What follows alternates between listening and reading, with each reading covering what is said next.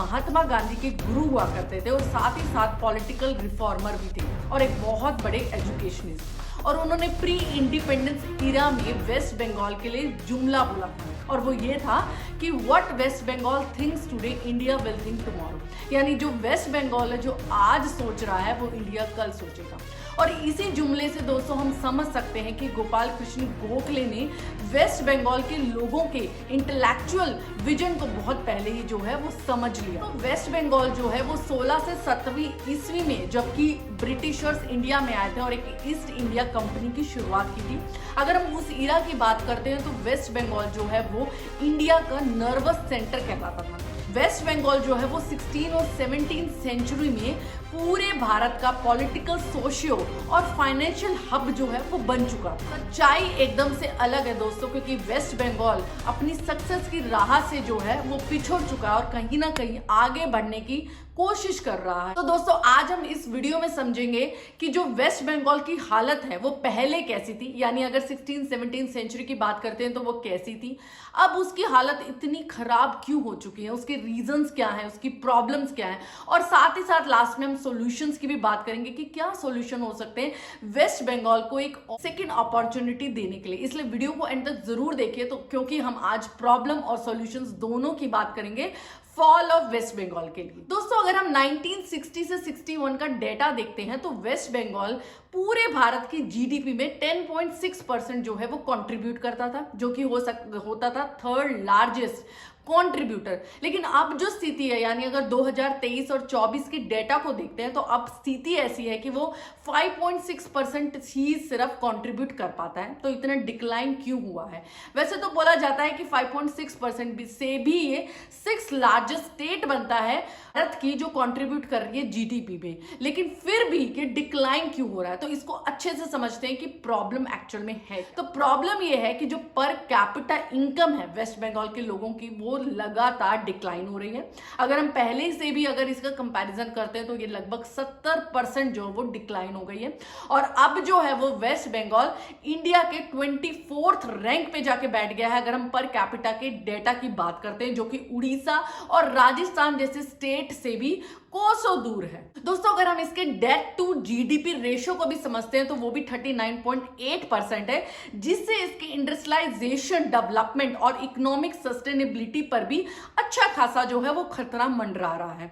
यानी ये अपनी जो है सबसे ज्यादा बुरी हालत में इस वक्त है और साथ ही और भी ज्यादा डिक्लाइन हो रहा है। नरेंद्र मोदी जी की इकोनॉमी एडवाइजरी काउंसलिंग की भी बात करें तो वहां से भी एक पेपर आया था और उसमें ये पता किया गया था कि अभी जो वेस्ट बंगाल है वो अपनी सबसे खराब स्थिति में है और ऐसा ही चलता रहा तो वो दिन दूर नहीं जब वेस्ट बंगाल जो है वो हर स्टेट के कंपैरिजन में सबसे ज्यादा डेट ट्रैप में होगा। 1960 से 61 में 3 लार्जेस्ट जो स्टेट हुआ करती थी इंडिया में वो थी महाराष्ट्र, वेस्ट बंगाल और तमिलनाडु। अब महाराष्ट्र और तमिलनाडु में अगर दोस्तों हम देखते हैं तो आज भी जो है वो इंडस्ट्रियलाइजेशन की डेवलपमेंट हो रही है। अगर हम वेस्ट बंगाल की हालत देखते हैं तो उसकी हालत अभी खराब है क्योंकि उसमें लगातार डी इंडस्ट्रियलाइजेशन जो है वो हो रही है और उससे जो है कहीं ना कहीं वो बहुत ज्यादा डेथ में जो है उसके ट्रैप में फंसता जा रहा है। वेस्ट बंगाल लगातार डी इंडस्ट्रियलाइजेशन की प्रॉब्लम से जूझ रहा है, जबकि वेस्ट बंगाल जो है वो मिनरल रिसोर्सेज से रिच माना जाता है।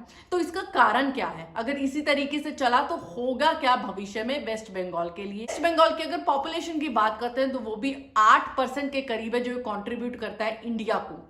और बहुत जरूरी हो जाता है यहाँ पर वेस्ट बंगाल की डेवलपमेंट, क्योंकि उसमें वो इतना ज्यादा पोटेंशियल है वेस्ट बंगाल में कि वो पूरे के पूरे पूर्वांचल, यानी अगर हम ईस्टर्न स्टेट्स की बात करें या नॉर्थ ईस्टर्न स्टेट्स की बात करें तो उनकी इकोनॉमिक डेवलपमेंट का भी भार जो है वो सह सकता है। और बहुत जरूरी है अभी वेस्ट बंगाल को उस नींद से जागने की जब वो अपनी डेवलपमेंट के लिए कुछ करे, प्रयास करे। पूरे देश का भविष्य और पूर्वांचल का जो भविष्य है वो अब वेस्ट बंगाल पर है और देखना बहुत जरूरी है कि वेस्ट बंगाल जो है वो अपनी अब स्थिति जो है वो किस तरीके से।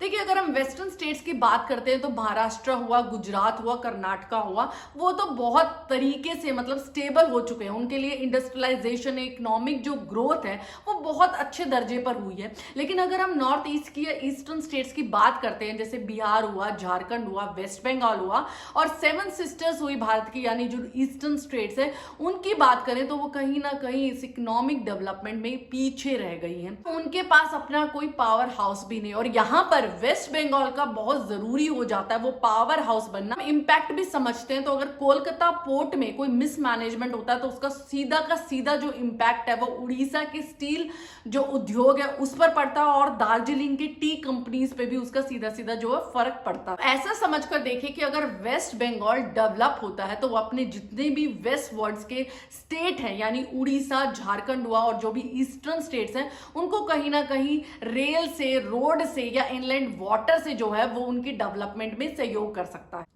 तो दोस्तों इसको इस तरीके से समझते हैं कि जैसे चाइना है, चाइना लगातार जो है नेपाल से और बांग्लादेश से संधि कर रहा है ताकि वो भारत के ईस्टर्न स्टेट्स पे जो है वो आराम से कब्जा जमा ले। तो यहाँ पर वेस्ट बंगाल की भूमिका बहुत अहम हो जाती है, क्योंकि अगर वो अपनी इकोनॉमिक डेवलपमेंट और सस्टेनेबिलिटी पर काम करता है तो कहीं ना कहीं वो इनको इकोनॉमिक डेवलप बना देगा। जो भी ईस्टर्न स्टेट्स है अपने इनलैंड वाटर, रेल और रोड की कनेक्टिविटी से कहीं ना कहीं इनको इकोनॉमिक डेवलप कर देगा। और साथ ही साथ जो सिक्योरिटी का खतरा है इन स्टेट्स पे, मोस्टली अरुणाचल और असम में, जो कि चाइना से लगते हुए भी है, उनको भी कहीं ना कहीं जो है वो स्टेबिलिटी वो पहुंचा सकता है। रेल कनेक्टिविटी पर ध्यान दे तो वो बांग्लादेश से कनेक्टेड होकर म्यांमार, थाईलैंड और लाओस जैसी कंट्री से भी कनेक्ट हो सकता है और आराम से ट्रेड को जो है वो एम्पलीफाई कर सकता है, और इससे भारत को बहुत ज्यादा जो है वो प्रॉफिट होगा। बंगाल जो है वो 3 कंट्री से जो है वो कनेक्टेड है, नेपाल, भूटान और बांग्लादेश से।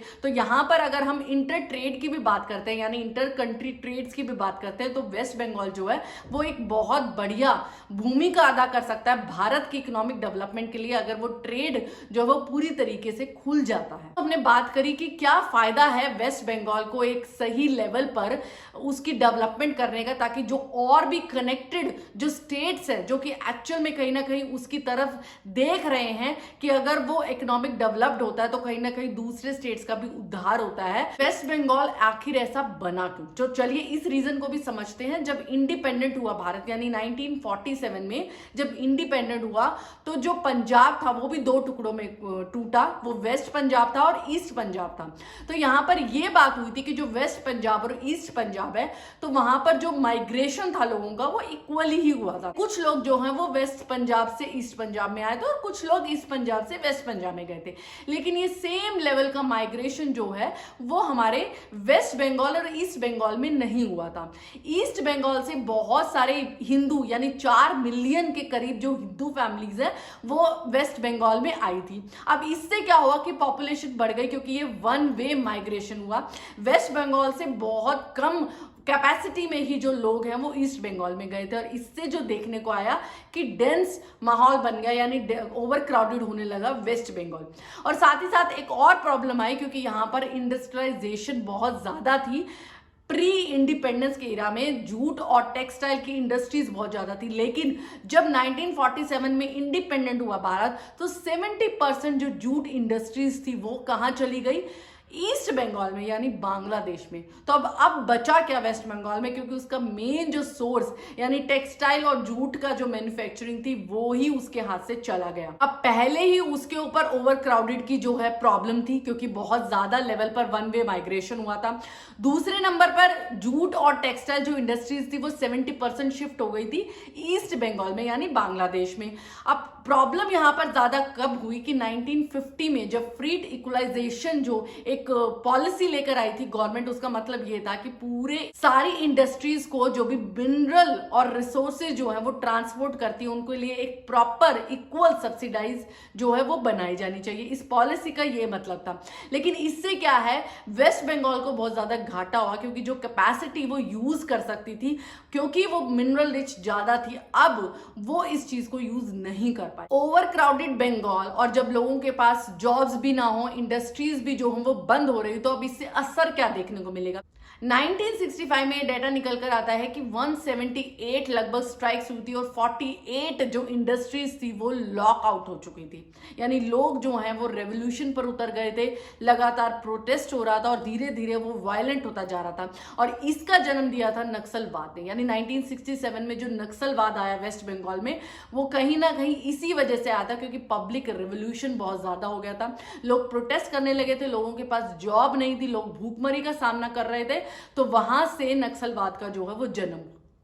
अब नक्सलवाद का जनन तो हुआ था सिर्फ फार्मर्स को उसके राइट दिलाने के, लेकिन वो बाद में जो है वो बहुत ज्यादा वायलेंट हो गया। और अब वेस्ट बंगाल में वैसे ही इंडस्ट्रियलाइजेशन जो है वो एक तरीके से खत्म हो रहा था, नक्सलवाद का जो है बहुत ज्यादा चलन आ गया था, और उससे जो है लोगों में एक सिर्फ एग्रीकल्चर ऐसा था जिस पर वो डिपेंडेंट हो सकते थे, लेकिन एग्रीकल्चर भी इतनी सारी पॉपुलेशन को तो खिला नहीं सकता है।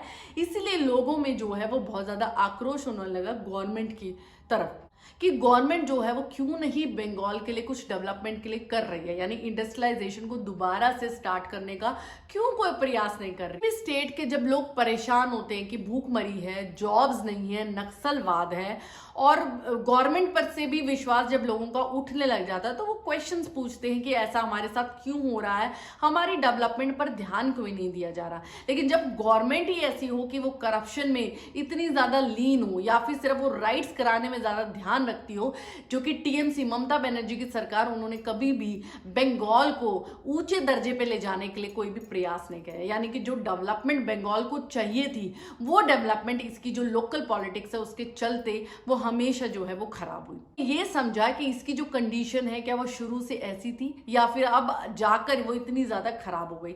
लेकिन अगर हम सॉल्यूशंस की बात करते हैं तो सॉल्यूशन क्या हो सकता है कि जो हमारी सेंट्रल गवर्नमेंट है अब वो अपना जो है वो मतभेद भूल जाए, यानी जो भी हमारा टीएमसी गवर्नमेंट के साथ उसके क्लैशेस है वो मतभेद भूल कर जो है अपने सही प्रोजेक्ट्स पर काम करे बंगाल के लिए, ताकि लोगों को जो है वो डेवलपमेंट दिखाई दे।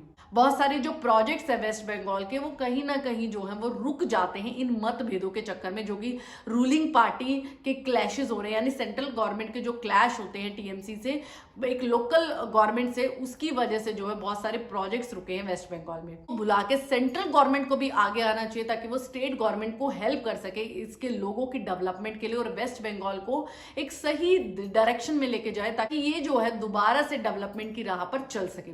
दूसरा मुझे सॉल्यूशन लगता है कि टूरिज्म पर भी वेस्ट बंगाल को ध्यान देना चाहिए, यानी इसकी जो स्टेट गवर्नमेंट है उसको टूरिज्म पर ध्यान देना। अभी जब हम ये समझ रहे हैं कि टैरिफ्स में भी बात हुई, यूएस ने बहुत सारे टैरिफ लगाए हटाए, तो इसमें इंडिया के पास बहुत बड़ी अपॉर्चुनिटी आ जाती है, क्योंकि चाइना पर वो बार बार रेसिप्रोकल वाला जो खेल चल रहा है उस पर इंडिया पर बहुत अच्छी एक अपॉर्चुनिटी है। मैं तो बोलूंगी कि गोल्डन अपॉर्चुनिटी है इंडिया के पास।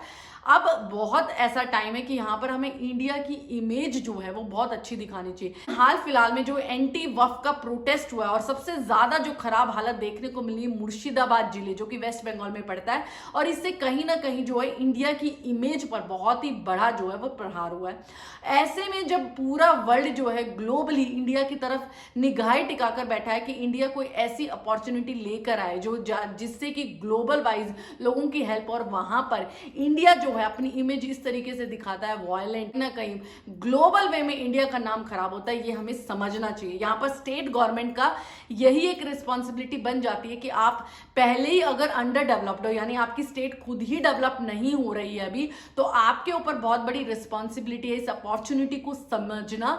और ये सब हो रहा है, जो भी ये प्रदर्शन हो रहे हैं, जो भी ये प्रोटेस्ट हो रहे हैं, इनको उसी टाइम रोक देना, और कहीं ना कहीं यहाँ पर रहने वाले लोगों का भी फायदा होगा। तो यहाँ पर हमें अपनी पॉलिटिक्स भूलकर लोगों के डेवलपमेंट के लिए काम करना चाहिए। और वेस्ट बंगाल में मुझे लगता है एक बहुत ज्यादा जो है पोटेंशियल भी है कि वो बहुत बड़ा जो है डेवलप्ड स्टेट बन सकता है भारत का। लेकिन पॉइंट ये हमें समझना पड़ेगा कि हम जो ये पॉलिटिक्स और ये जो प्रोटेस्ट कर रहे हैं, इससे हमारी जो इमेज खराब हो रही है इंडिया की या स्टेट की, वो हमें जो है फौरन बंद कर देंगे। तो आपकी क्या राय, आपको क्या लगता है कि जो बंगाल लगातार फॉल हो रहा है वो क्या कंटिन्यू रहेगा, और क्या क्या चीजें जरूरी हैं बंगाल को अपलिफ्ट करने की? तो अपनी जो राय है वो जरूर कमेंट बॉक्स में दीजिए, और अगर आपको ये वीडियो इंफॉर्मेटिव लगी हो तो मेरे चैनल को सब्सक्राइब करो, इस वीडियो को लाइक करो, और इस वीडियो को जितना हो सके शेयर करो। Thank you for watching.